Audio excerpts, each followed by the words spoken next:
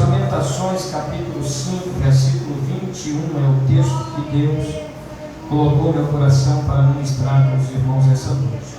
Lamentações 5 e 21 diz assim: converte-nos, Senhor, a Ti, e nós nos converteremos.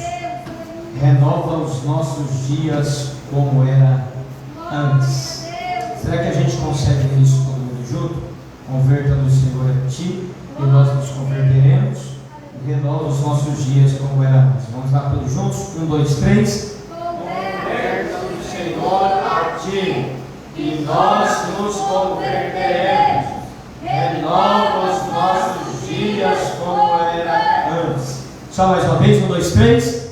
Converta-nos, Senhor, a Ti, e nós nos converteremos. Renova os nossos dias como era antes. Amém. Pode tomar assim. Glórias ao Senhor Jesus. Senhor, aleluia. Glória a Deus, aleluia, Jesus, mais poderoso. Meus queridos irmãos, o livro de Lamentações,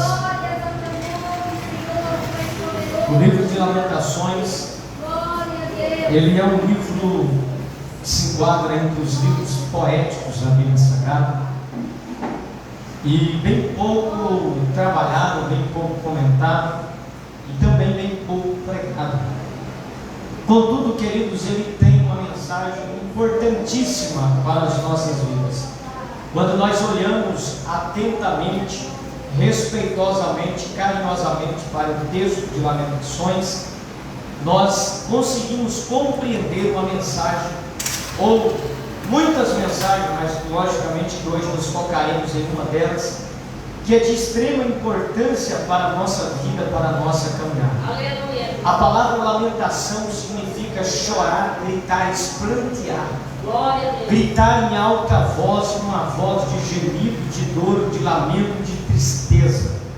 Geralmente a expressão lamentação, ela tem a ver com um momento fúnebre, aonde a família e os amigos gritam, choram, muitas vezes cabeleiam pela morte de alguém que ama, pela morte de uma pessoa querida e amada. Essa é a ideia de lamentação.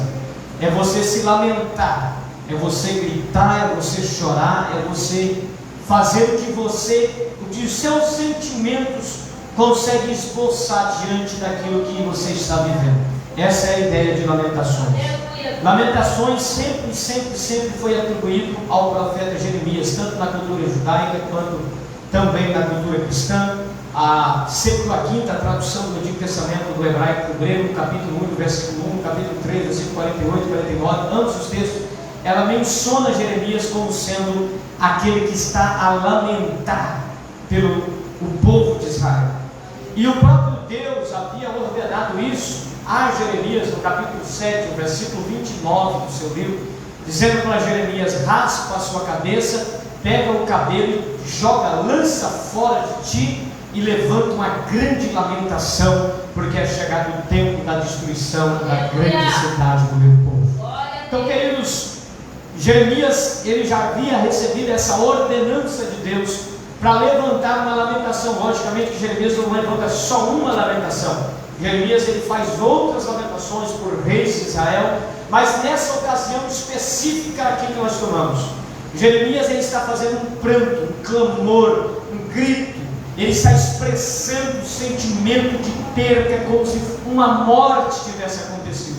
Vocês e eu, nós aqui, eu creio que a grande maioria já participou de um momento fúnebre de um velório, quando familiares gritam, esperneiam, depende da situação da morte, quando é uma morte inesperada, quando é um caso incalculável, algo totalmente novo, que ninguém se espera, como o caso de um acidente, por exemplo. A pessoa ela entra em pânico, a lamentação, o grito, você se ouve de longe se percebe os gritos de tristeza, de angústia, de dores pelaquela pessoa que se foi. É isso que nós encontramos no livro de Lamentações, capítulo 3, o versículo 49, O escritor diz assim: os meus olhos choram e não conseguem parar de chorar, porque não há conforto, não tem como se calar. A lamentação, a tristeza, a angústia, a dor é extrema no coração do escritor, e ele diz: não tem como parar, os meus olhos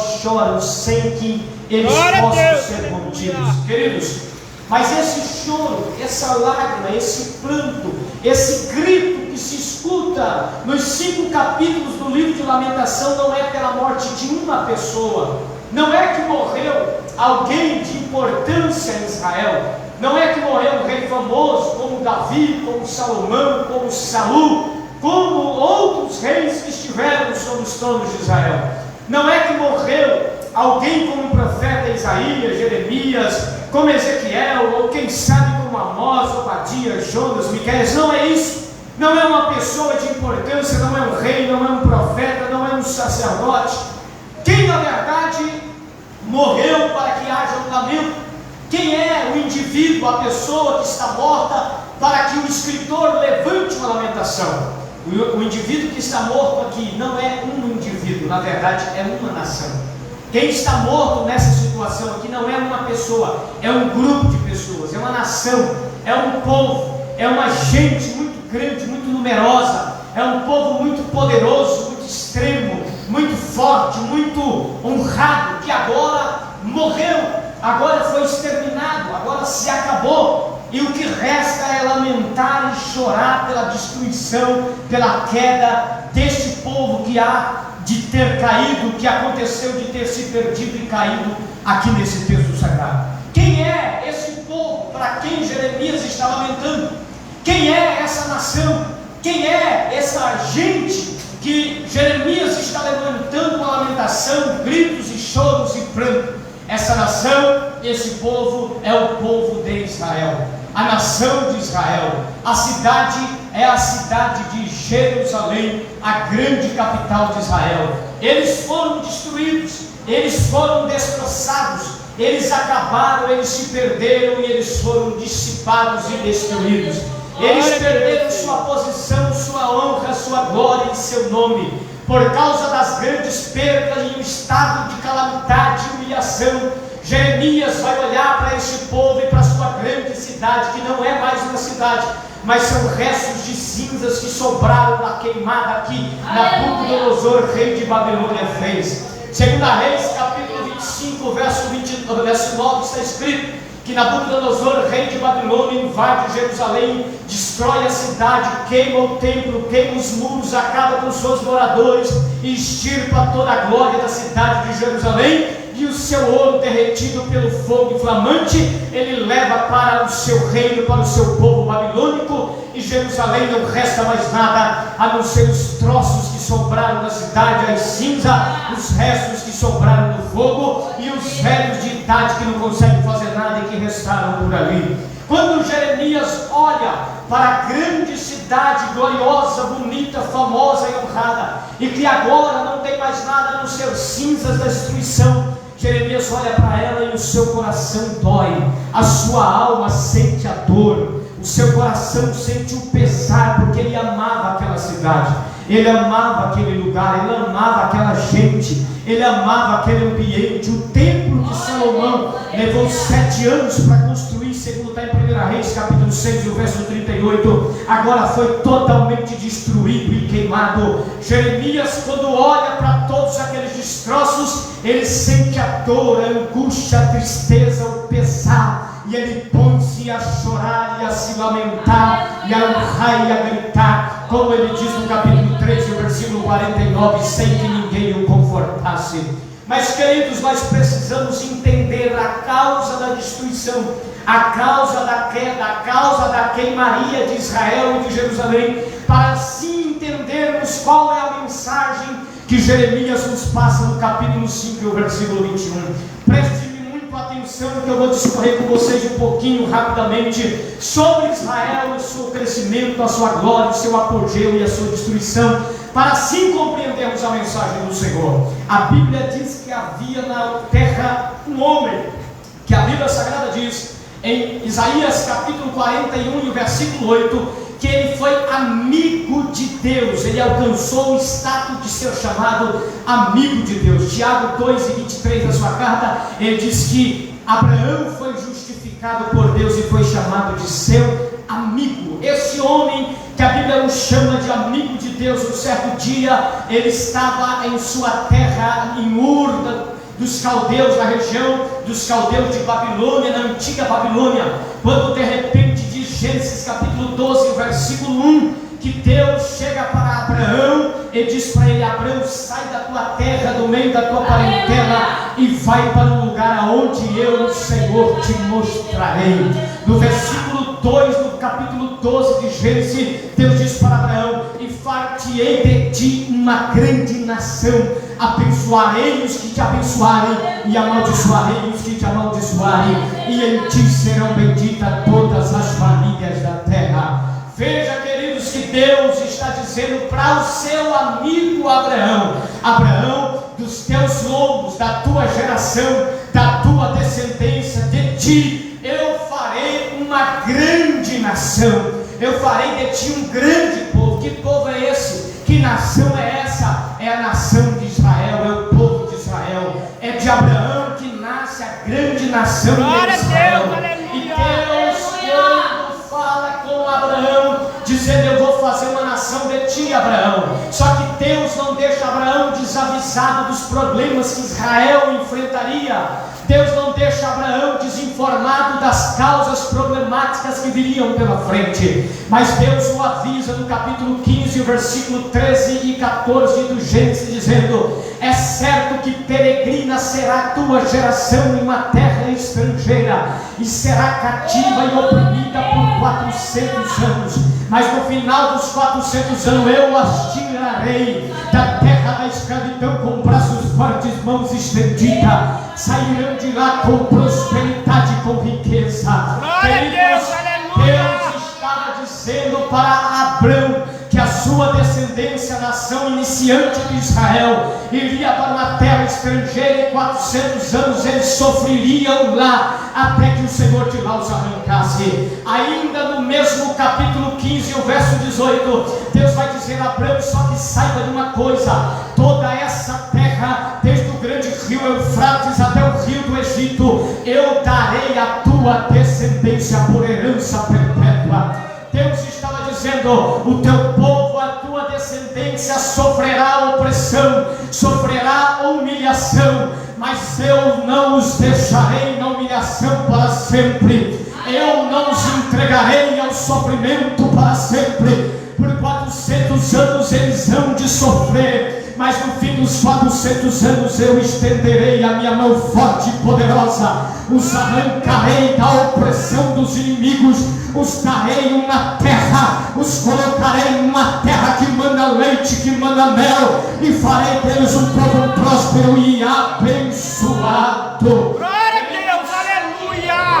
A Bíblia Sagrada vai nos dizer que Israel desce ao Egito e passa o espaço de 430 anos lá. E quando eles passam o espaço de 430, 400 anos de humilhação e opressão, conforme Deus havia dito, chegou o tempo de Israel sair da opressão. Chegou a hora de Israel sair de lá, porque Deus disse que 400 anos eles sofreriam, mas depois sairiam de lá. E chegou o tempo onde Deus levanta Moisés em Êxodo capítulo 3, versículo 10, e diz: Moisés, vai até Faraó e diga para Faraó que é tempo chegado do meu povo sair da humilhação. Versículo 6 do capítulo 3 de Êxodo diz: porque eu tenho ouvido o clamor do meu povo, eu tenho ouvido a oração do meu povo.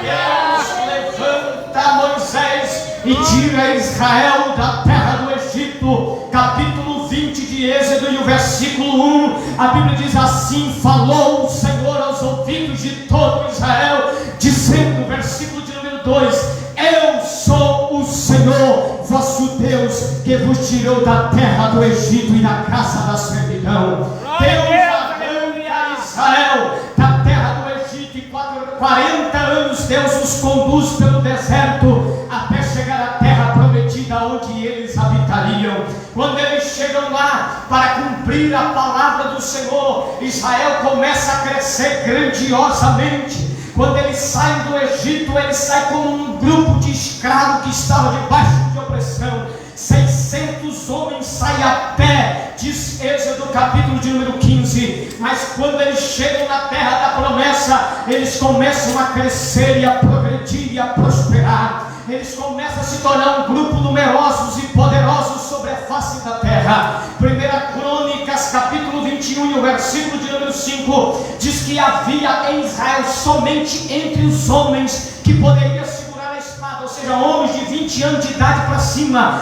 Diz o texto que havia 1.100.000 homens em Israel. Diz o texto que na tribo, na terra de Judá, havia 470.000 homens que poderiam segurar a espada, ou seja, só homens de 20 anos para cima que poderiam segurar a espada na mão. Tinha 1.570.000 soldados em Israel, sem contar a tribo de Levi, que Deus disse que não era para ser contada. Ou seja, Israel agora não é mais um grupo de escravos. Israel não é mais agora um povo simples. Israel não é agora um povo humilhado. Israel é uma nação de 1.570.000 soldados que pode enfrentar qualquer povo a qualquer momento.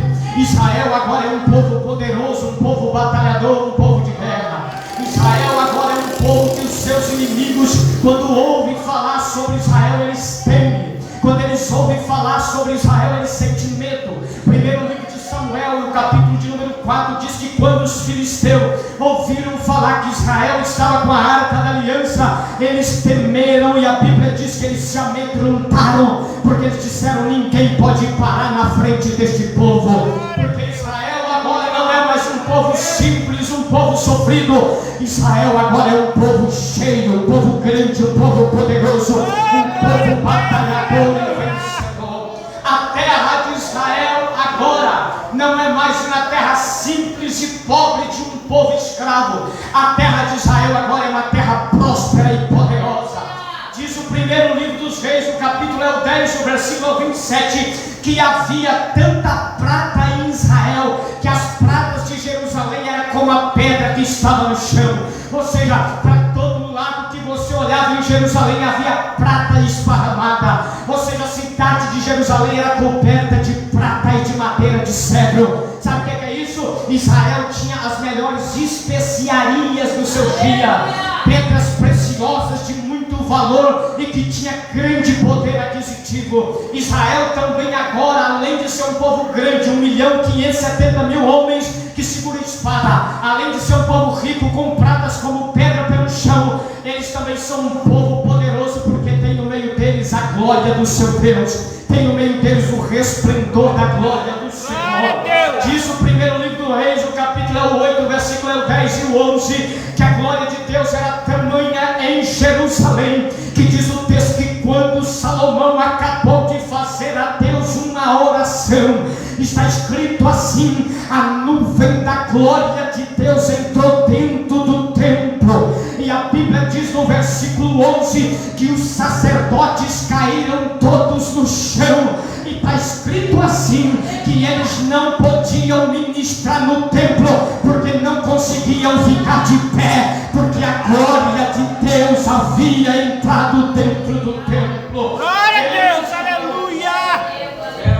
Queridos irmãos, Israel agora é um povo rico, um povo numeroso, um povo com poder aquisitivo muito alto, um povo que tem uma glória e um esplendor muito grande da parte de Deus. Só que, porém, chega um momento caótico, chega um momento aonde Israel ele vai esquecer-se do Senhor, ele vai esquecer-se do Deus que os havia colocado onde ele estava. E diz o segundo livro das Crônicas, o capítulo é o 36 e o verso 14, que os sacerdotes e todo o povo adentraram de tal maneira no pecado que eles contaminaram a casa do Deus de Israel que havia em Jerusalém. Eles contaminaram o santuário de Deus, a casa onde a glória se manifestou, aonde os sacerdotes caíram pelo chão por causa do peso da glória. Diz o texto que agora está contaminado pela idolatria, agora está contaminado pelo adultério, agora está contaminado pelas fornicações. O povo está andando de mal a pior. Sacerdotes, líderes judaicos e todo Israel se entregaram às paixões infames. E a Bíblia diz que Deus, pela sua muita misericórdia e compaixão, capítulo 36 de 2 Crônicas, no verso 15, está escrito que Deus enviou seus profetas para falar com Israel. E o texto diz que Deus foi enviando os seus profetas, madrugando e falando, madrugando e Deus os enviando. O que Deus estava dizendo era de manhã e à noite, de manhã e à noite. Havia profetas chegando em Israel e dizendo: Israel, vocês não podem ficar do jeito que vocês estão.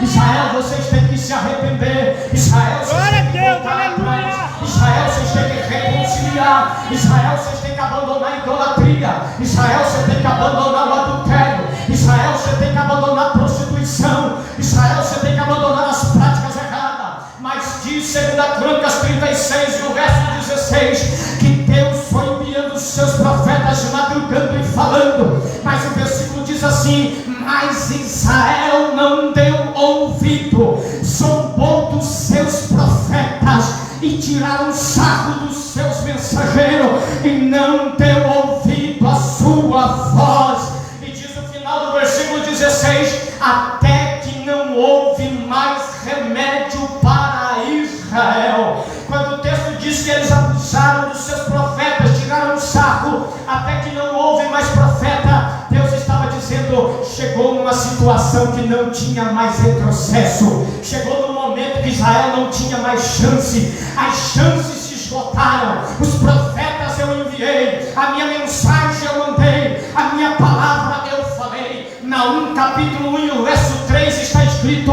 que Deus é um Deus justo, que guarda a vingança contra os seus inimigos e que ao culpado ele não tem por inocente. Diz Gálatas capítulo 6, o verso 7: não erreis, Deus não se deixa escarnecer. Aquilo que o homem plantar, isso também ele vai colher. Deus estava dizendo: eu falei com Israel, eu avisei Israel, eu enviei mensageiros para falar com Israel, eu levantei profetas para falar com Israel, mas eles não quiseram ouvir e zombaram dos meus profetas.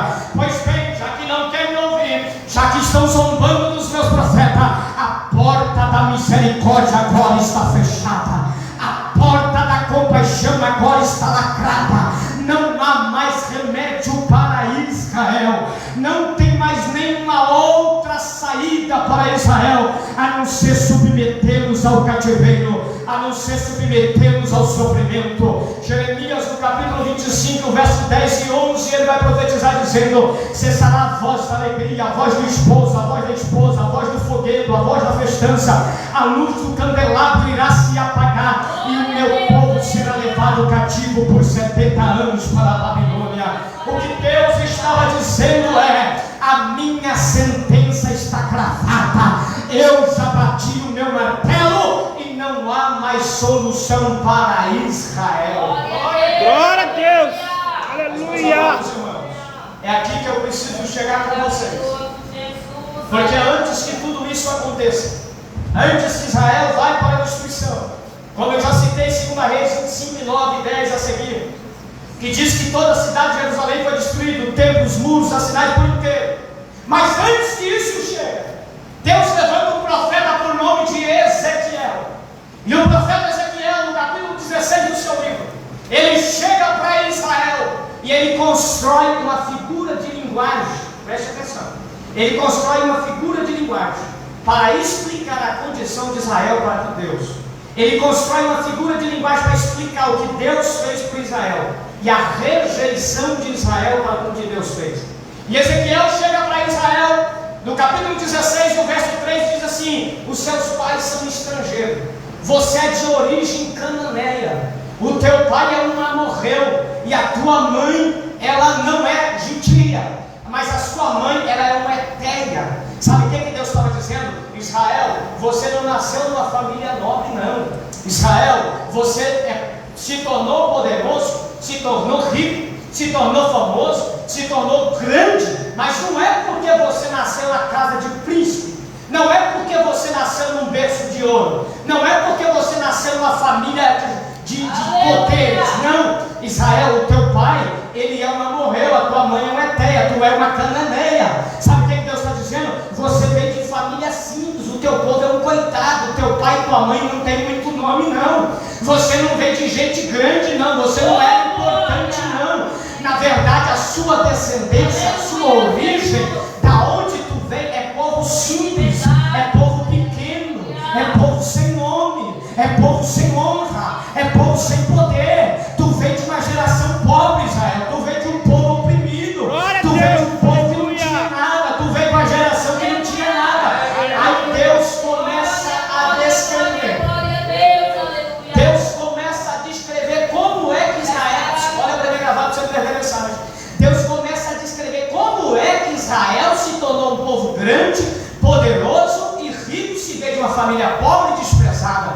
Como que ele se tornou um povo grande, poderoso e sublime, se vê de uma descendência fraca. Aí Deus fala, sabe por que você se tornou quem você se tornou, Israel? Eu vou te explicar. Versículo de número 4, Deus diz assim: no dia que você nasceu, não foi cortado o teu cordão umbilical, o sangue do seu nascimento não foi lavado, e nem colocaram sal nas tuas feridas para promover a cura, porque para quem não sabe, o sal no mundo antigo era usado com efeitos medicinais. Deus estava dizendo: no dia que você nasceu, não cortaram o teu cordão umbilical, não limparam o teu sangue, nem colocaram sal na sua ferida para não dar bicheira em você. Pelo contrário, você sabe o que fizeram com você no dia que você nasceu, Israel? Versículo 5 ele vai descrever: pegaram você toda suja de sangue, toda ensanguentada, toda impura, e pegaram você e te lançaram em um campo aberto com nojo de você. Sabe o que Deus está dizendo, Israel? Quando você era criancinha, ninguém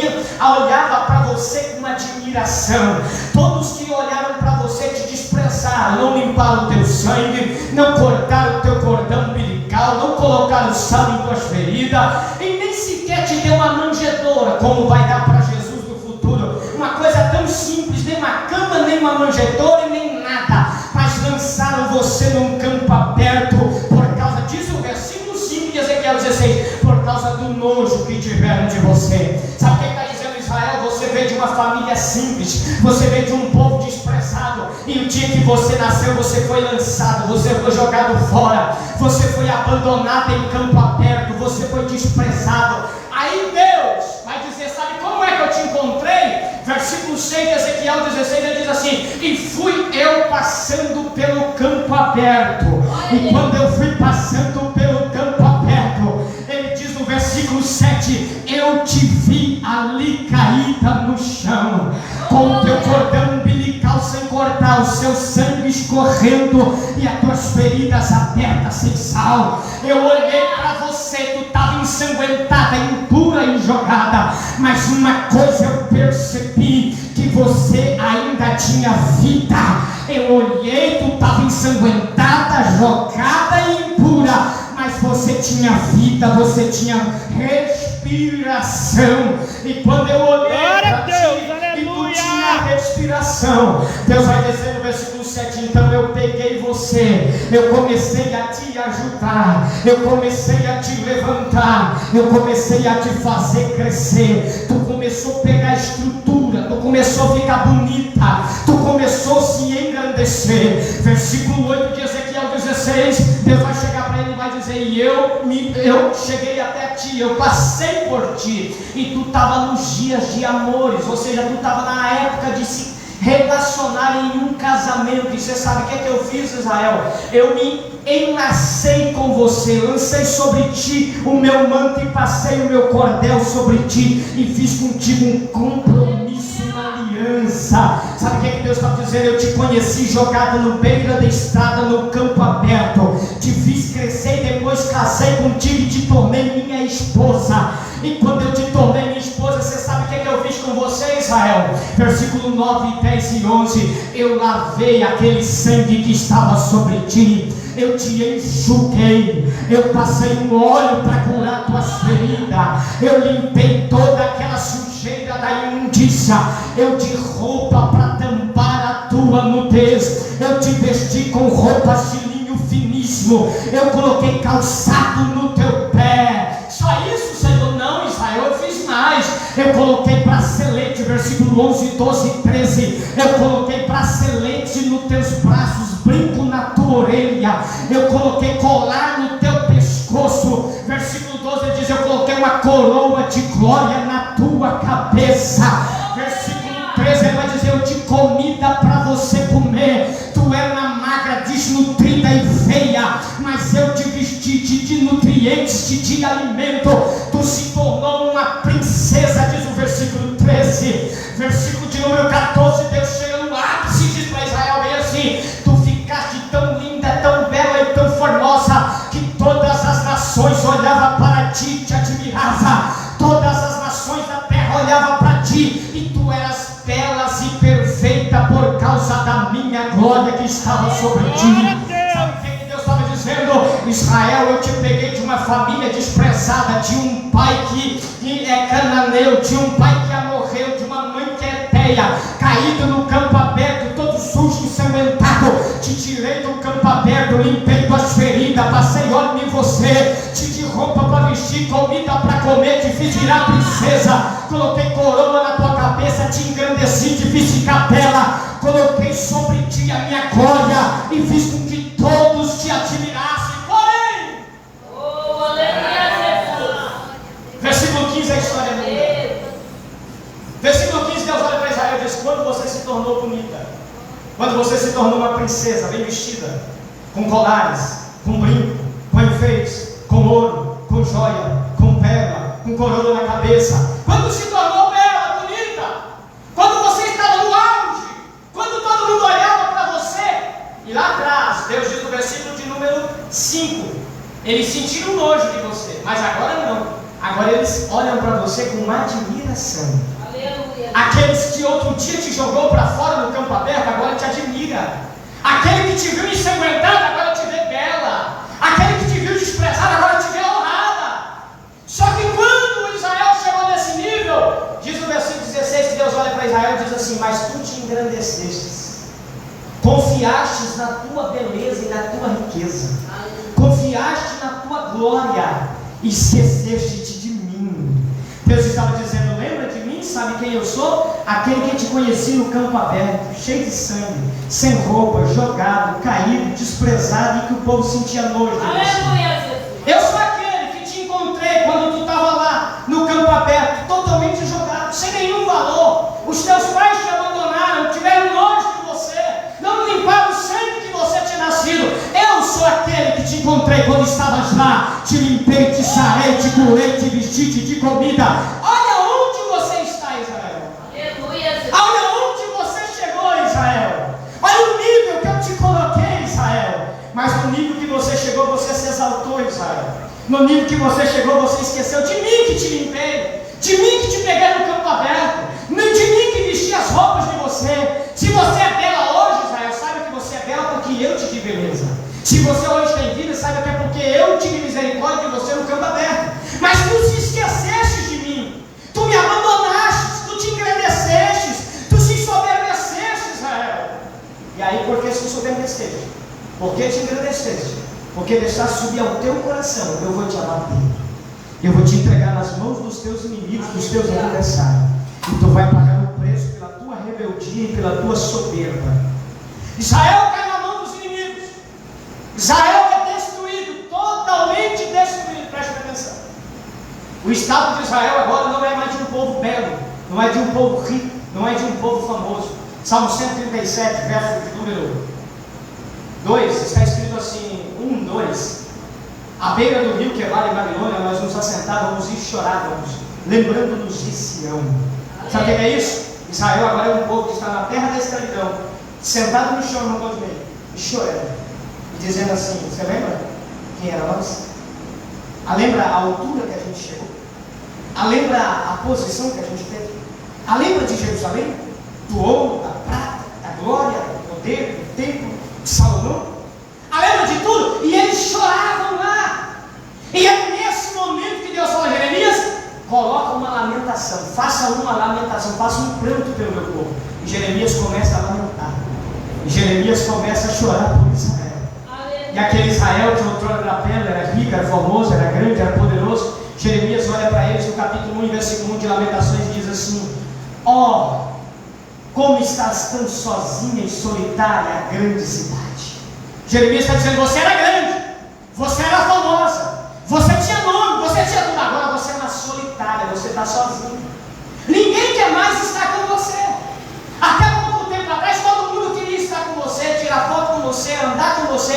vestir com você, ser seu amigo. Mas agora, Jerusalém, tu és solitária. Ninguém quer saber mais de você. Ninguém mais olha para você. Ninguém mais te valoriza. Ninguém dá mais nada por você. Sabe por quê? Porque a sua glória acabou. Ele vai dizer no versículo de número 6: a sua glória se foi embora. E lembra que Deus havia dito em Ezequiel 16 e o verso de número 14: tu eras perfeita por causa da minha glória. Agora Jeremias está dizendo: agora a glória foi embora. Agora tu és uma solitária. A tua beleza que estava na glória não tem mais. A tua glória foi embora. Você agora é solitária, sem glória, sem beleza, sem nada. E aí no versículo 16 ele diz: o Consolador se aparta e não há quem console. Sabe o que ele está dizendo? Você agora é solitária, sozinha, sem glória e sem ninguém para te ajudar. Você não tem mais amigo. Você não tem mais ninguém que quer ver o seu bem. Você agora está simplesmente abandonada. Versículo 18 e 20 ele vai dizer: as dores, as angústias, as tribulações tomaram conta do seu coração. Sabe o que Jeremias está dizendo? A grande e bela cidade agora é solitária, é sem glória, não tem ninguém por ela, e o que resta são as dores e as lágrimas. Aleluia! Glória a Deus, Quando a aleluia. gente olha para o capítulo 4, versículo 18 de Lamentações, está escrito assim: perto está o nosso fim. O nosso fim se aproxima e nós vamos nos acabar. Sabe o que é isso? Israel olhou diante dos seus olhos e disse: não tem mais outra saída para nós. O nosso fim se aproxima. Preste atenção se você perde a mensagem. A nossa história está acabando. A nossa vida está se terminando. Toda a nossa glória, a nossa honra, tudo que nós já tivemos um dia, está simplesmente se esvaindo e não tem mais nada para nós. O nosso fim se aproxima, os nossos dias se terminam, a nossa história se acaba. Para nós não resta mais nada. Não tem mais nenhum tipo de esperança. Só que havia uma promessa de Deus. E a promessa está escrita na Crônica 7, versículo 14, que diz assim: mas se o meu povo, que se chama pelo meu nome, se humilhar e orar e buscar a minha face e se converter dos seus maus caminhos, então eu ouvirei dos céus, perdoarei os seus pecados e sararei a sua terra. Glória a Deus, aleluia. Glória a Deus. Havia uma promessa ainda sobre Israel. Eles estavam vendo diante deles o seu fim. A sua história estava diante deles para terminar. Mas havia uma promessa da parte de Deus dizendo: se arrepender, se humilhar e se descer na minha presença, eu posso perdoar os pecados e posso sarar a sua terra. Glória a Deus, aleluia. Meus irmãos, só que tem um problema. Há momentos na nossa vida que a gente desce em um nível tão baixo. Preste atenção, estou terminando. Eu sei que essa palavra tem endereço certo, meus amigos. Há momentos na nossa vida que a gente desce num nível tão baixo, mas tão baixo, irmão, Claudinei, que a gente não é mais capaz de acreditar que ainda tem jeito para a nossa vida. Aleluia! Há momentos da nossa vida que o nível está tão baixo, mas tão baixo, que a gente não é mais capaz de acreditar que tem saída para nós. Glória a Deus. Há momentos da Aleluia. nossa vida que a nossa história está tão defasada, tão destruída, tão desmoronada, que a gente olha e diz: não tem mais jeito. Ainda que eu queira, eu não consigo mais. Ainda que eu tente, eu nunca mais vou conseguir. Aleluia! Ainda que eu deseje, eu nunca mais vou conseguir. Ainda que eu queira me levantar, eu não tenho mais capacidade. Acabou! A minha história nunca mais será a mesma. Eu nunca mais vou conseguir me ficar de pé de novo. Deus já me abençoou tanto. Deus me tirou do campo aberto. Deus me honrou. Deus me colocou em lugar de glória, de fama, de poder. Deus me fez tão grande. Eu caí e agora não tem mais jeito. Aleluia! Glória a Deus, Ainda que aleluia. eu queira, eu não consigo mais me levantar. Ainda que eu deseje, não tem mais saída para mim. Aleluia. Aleluia, Jesus. Aleluia! Aleluia, aleluia, aleluia. Israel estava em um nível de baixeza muito grande. Ele sabia que tinha uma promessa que dizia: se você se converter, se arrepender, eu posso restaurar. Só que eles não se sentiam mais em condições para se arrepender. Aleluia! Eles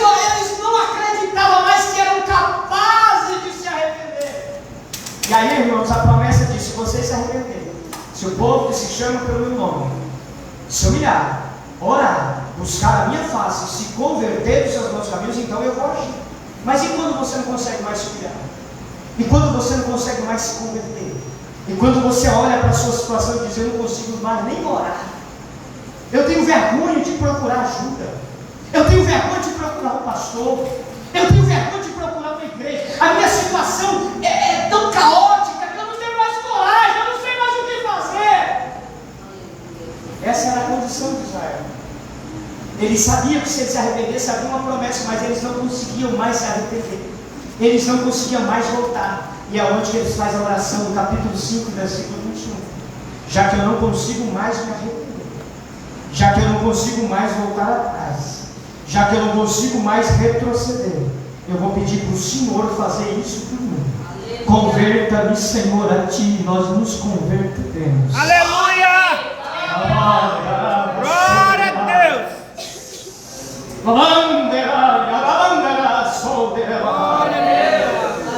Eles chegaram diante de Deus e disse: Deus, eu queria se converter, mas eu não consigo. Eu queria me levantar, mas eu não consigo. Mas eu vou te pedir uma coisa: se o Senhor puder, faça o Senhor mesmo, levante eu. Eu quero que o Senhor me converta. Eu quero que o Senhor faça por mim, porque eu não consigo mais fazer.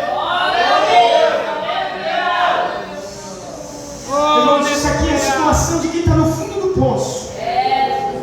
Isso aqui é a condição de quem está no fundo do poço, que olha de um lado para o outro e diz: não tem mais jeito, não tem mais condição, eu não consigo mais, eu nunca mais vou me levantar. É o momento que a gente fala: Deus, agora é só a tua misericórdia. Deus, agora é só a tua misericórdia. Eu quero, mas eu não consigo, mas eu quero. Tenha misericórdia e me converta, Senhor, a Ti. Glória a Deus! Glórias! Irmão, você sabe o que é gostoso? É Lamentações 3:21. As misericórdias do Senhor são a causa de nós não sermos consumidos, porque as suas misericórdias não têm fim. Sabe o que é isso? Pediu por misericórdia, a misericórdia já estava ali dizendo: eu só estava esperando você me chamar. Eu só estava esperando você me chamar. Aleluia! Aleluia! Aleluia! Aleluia! Glória a Deus! Aí Deus dá uma visão, eu estou terminando, para Ezequiel no capítulo 37.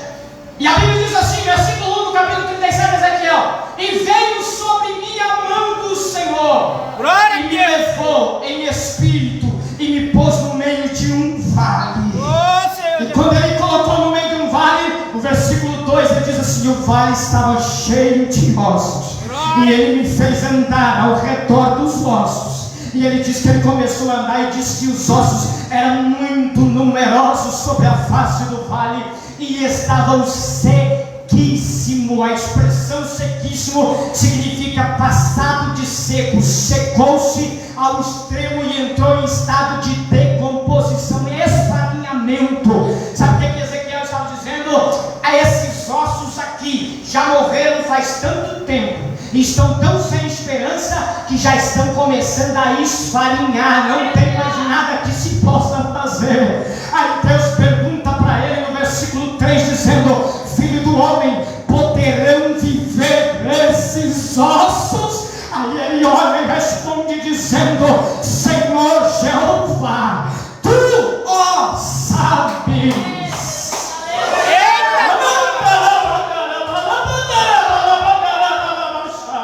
Glória a Deus, Senhor! Há uma glória tão grande de Deus aqui nesse lugar.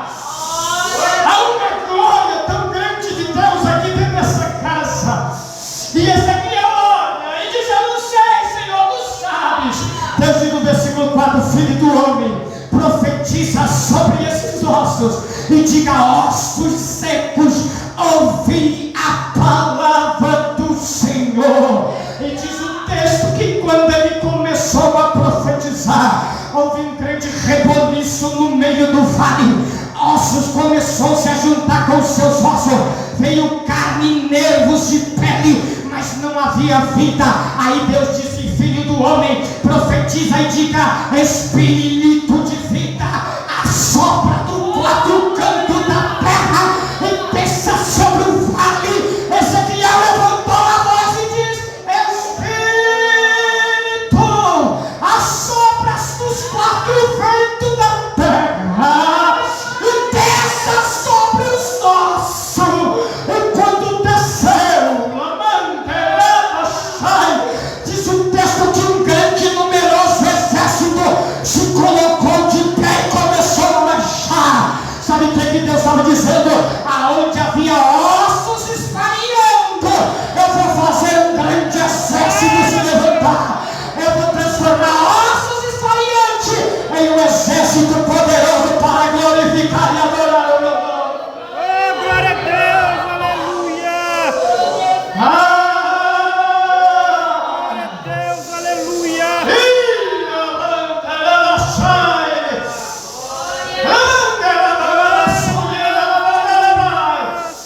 A glória de Deus está nesse lugar aqui.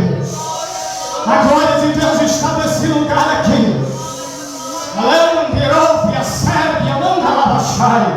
Deus chega para Ezequiel no versículo 11, no capítulo 37, ou melhor, no capítulo, no versículo 10, e diz: Ezequiel, você sabe quem é esses ossos que estão espalhando? Esses ossos é a casa de Israel. Ele diz: nós morremos e fomos sepultados, e a nossa esperança pereceu. Sabe o que Deus está dizendo? Israel entende que eles estão mortos. Israel entende que eles estão acabados. Israel entende que eles estão dentro da sepultura. Se coloque de pé. Israel entende que eles já estão sepultados. Não. Quem está sepultado dentro da terra, dentro da vala, tampado por terra, ainda que queira se levantar, nunca mais se levanta, porque além de estar morto, a terra está em cima sufocando. Além de estar morto, a terra está em cima prendendo.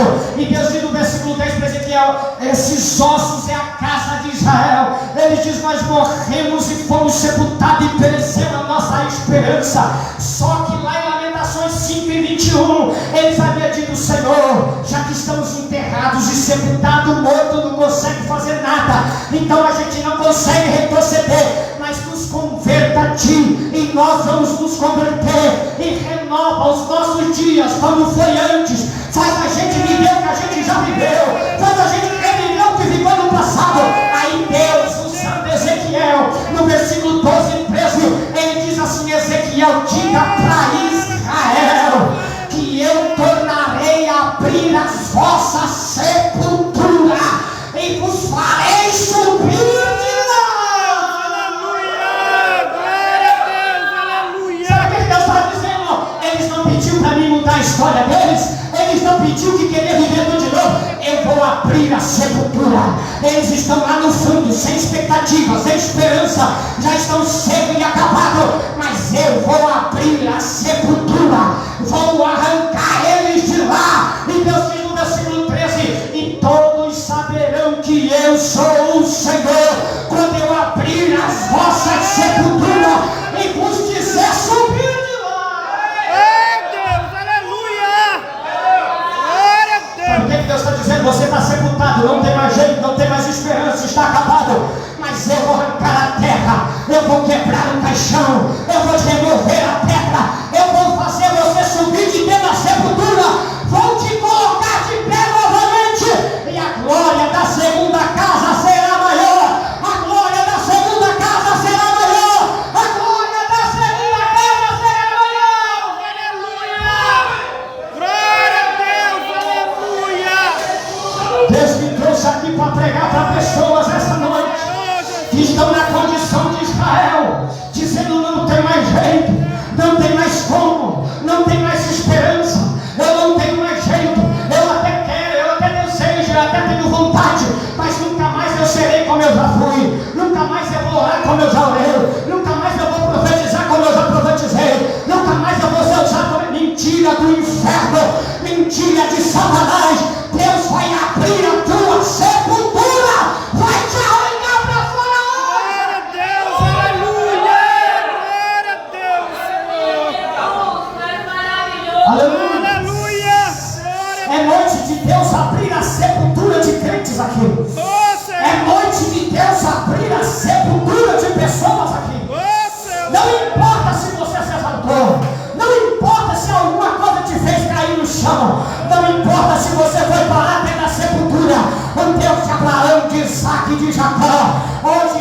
dentro do vale, dizendo: os ossos secos nunca mais serão secos, os ossos secos nunca mais serão enterrados, mas será um exército poderoso, porque eu vou levantá-los essa noite. Aleluia! Glória a Deus! Aleluia!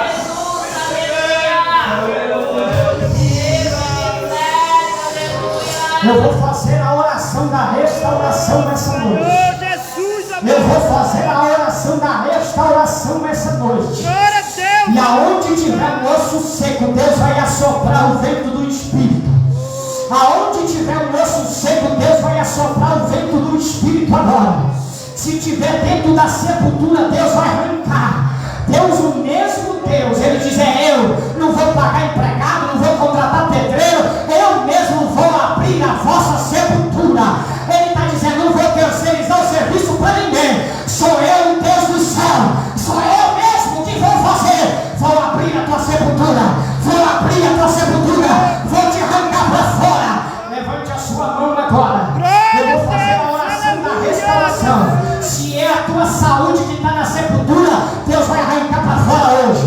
Se é o teu casamento que está na sepultura, Deus vai arrancar para fora agora. Se é os teus filhos que estão na sepultura, Deus vai arrancar para fora agora. Se é o teu relacionamento que está na sepultura, Deus vai arrancar para fora agora. Se é o teu ministério que está na sepultura, Deus vai arrancar para fora agora. Se é o dom de Deus na tua vida que está sepultado, Deus vai arrancar agora.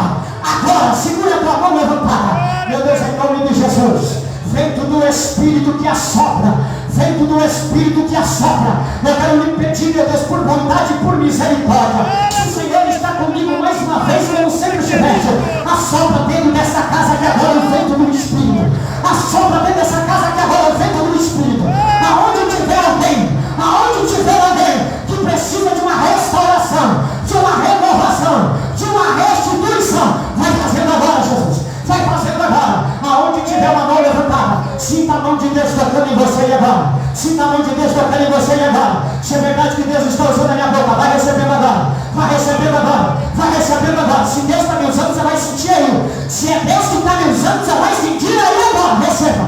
Receba. Em nome de Jesus, restauração. Em nome de Jesus, restauração. Restauração. Espírito. Espírito de vida. Assopra sobre o vale agora. Assopra sobre